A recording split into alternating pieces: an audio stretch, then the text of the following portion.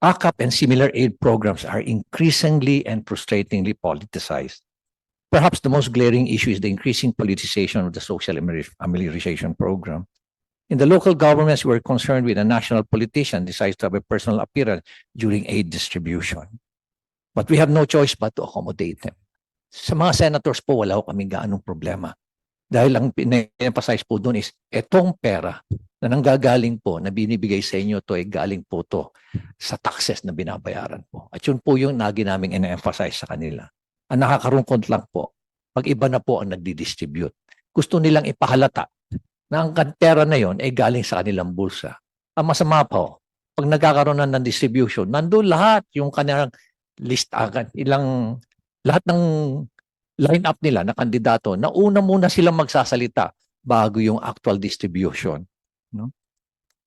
Ulitin ko, bihira po kami makakita o makarinig na ang sinasabi po sa mga beneficiaries, itong pera na to galing sa taxes na binabayaran nyo. Dapat pasalamatan ninyo yung mga katabi nyo at sabihin nyo, thank you for paying your taxes. Sa mga ating mga mayors, sa ating po mga governors, karamihan po sa kanila, yan po yung sinasabi. Na dapat huwag kayong magpasalamat sa amin. Pasalamat po kayo sa mga katabi nyo dahil binabayaran nyo ng kanilang mga taxes. Given the way the ACAP operates, we cannot help but find similarities in the design of the ACAP and the Philippine Development Assistance Fund, or yung tinatawag ko natin PDAF, which the Supreme Court struck down in 2013 due to the following: discretionary fund allocation. At yung ACAP at yung pork barrel allows officials to control public funds with broad discretion, often without strict guidelines or oversight. Similar to PDAF and ACAP, ACAP enables government officials to decide on fund distribution even after the budget has been approved, violating the separation of powers. Like PDAF, where legislators inserted specific budget allocations for their pet projects, ACAP may also involve executive officials or lawmakers influencing fund distribution for political or personal gain. Hindi ko po sinasabi na congressman lang po. Sinasabi ko rin po rito, pati ho governors, pati ho mayors. Ganyan din po nangyayari. Alternate politics. Both programs encourage a system where funds are used to benefit specific constituents. Meron pa nga ho nangyayari dyan na yung ACAP na didistribute, muntik pa hong ibigay sa media. Meron po isang mayor ho na nagbigay ho sa akin ng listahan. Pati ho mga teachers nabigyan din ho. Pati mga administrators nabigyan din ho. Inefficiency in public spending, instead of being allocated based on national priorities, funds under both programs risk being distributed based on political considerations. To reiterate, I'm one with the national government in providing meaningful assistance to our society's vulnerable sectors. But the work to create a more inclusive, efficient, and responsive social protection system for all Filipinos goes hand in hand with transparency, accountability, and genuine, not parochial concern for Filipinos. Let us improve and do better because of our Filipino citizens deserves as much. Maraming salamat po, Madam President, Madam Chair. Yes, maraming salamat. At maraming sinabi si Mayor Magalong, siguro kinakailangan tanungin natin, may komento ba ang ating grupo dito, lalo na yung mga abogado, andito si Justice Carpio. Talaga bang may violation ito sa ating konstitusyon na sinasabi dahil yun nga, doon sa DAP ruling ng 2013, talagang nagkahalo-halo na yata yung executive at legislative na tanging pinagbabawal ng saligang batas. Justice Carpio, paliwanag ninyo sa amin, paano ba nag-ooperate yung hiwalayan ng iba't ibang sangay ng pamahalaan? Madam Chair, dun sa PDAF, the Supreme Court struck down the provision which in the GAA, where the member of Congress, the district representative, will recommend a project. Sabi ng Supreme Court, Congress can only appropriate but cannot even recommend what project, because execution of the budget is already with the executive branch. So that's why dito sa ACAP, inaamin nila na they accept the DSWD's admitting that they accept recommendations from members of Congress. Well, I'm willing to concede that anybody can recommend, no? Everybody. But if lumalabas na lahat pala na approve are recommended, the recommendation came from the House, there's something wrong there already.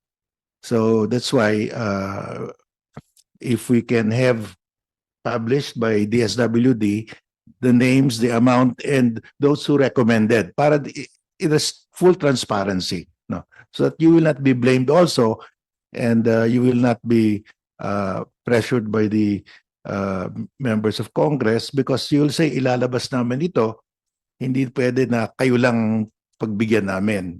We have to spread out the beneficiaries, no. Pero Justice, inamin po ni Yusik Sulit, hindi po ba dapat bawal ang mga politiko mag-recommend tulad ng sinabi ni Mayor Benji? Well, Pagkat po, hiwalay nga yung executive at yeah. legislative.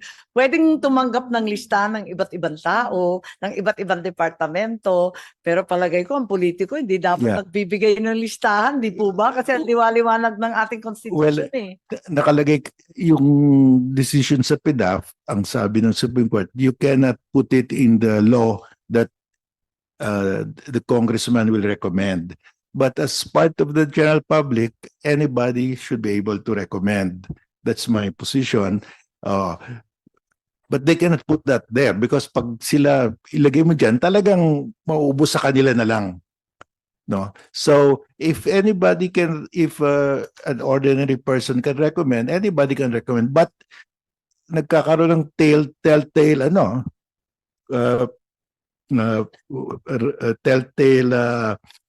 paper trail kung lahat na recommend, lahat na na-approve na beneficiaries recommended by congressman. Yun, iba na yon.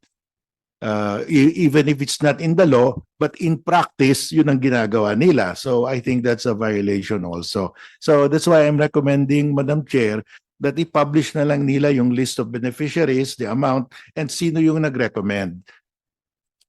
Pati yung amount ang sinasabi ninyo. Yes, kasi sa India, turns out that the beneficiary received less than the amount stated. Ang dami That's nag-complain. Ganon din dito, maraming Kaya nagsasabi nga, na nabukulan daw sila. Naku po, ano ba yan? Yeah, Nagpalakasan na, nakawan pa. Tama ba yun? so that's why to protect also our friends in the SWD so they will not be charged, you should agree to full transparency. That's the recommendation by congressmen and other politicians of names. Does that not constitute post-enactment control, which is prohibited? Din eh. Yes, but this one is and the general public makes a recommendation at saka it's not in the law. It's not in the law at saka Anybody can really recommend kasi Opo. but they are not obliged. And if they don't follow the recommendation of the congressman, only let's say 20-25%, I think that's fair enough na you are taking into account the recommendations of everybody. Pero pag majority are recommendees of congressmen, may problema tayo. si Mayor Benji maraming masasabi kasi nakikita namin yung pagbibigay ng tulong, ma-attend naman na yung mga opisyal, tama naman yun, pero hindi tayo nakikialam doon sa listahan kasi talagang binibigay yun na nakakaalam yung ating DSWD, yung DOLE. Baka may maidagdag, baka may kwento pa si Mayor Benji dyan. Tama po kayo, Madam Chair. Ang listahan ho dapat, nag-emanate po ta City Social Welfare dahil sila po nakakaalam talaga eh. Ngayon, nagtataka ho ako doon sa reason na it is a violation of the National Privacy Act. Only to find out, alam niyo ma'am, kami, we are all entitled to all these documents and all this information because we know for a fact that only to find out, ang totoo palang rason dyan is mabibisto lang ho kung sino ang mga pinagbibigyan. Ganun lang ho yun eh. Mabibisto lang talaga kung sino mga pinagbibigyan. Kaya tama ho, I'm completely aligned with the proposal of Justice Garfield. Bakit tinatago kung sinong tinulungan? Yun ang tanong, di ba? Dapat baliktad eh. Buti nga nakatanggap eh. Tingnan mo, tinutulungan. Ma'am, kasi Kung ma'am, tama yung ginagawa, ipagmamalaki mo pa. yes ma'am. Tama ho kayo ma'am. Pero mas importante sa akin ay supporter ko yung bibigyan ko.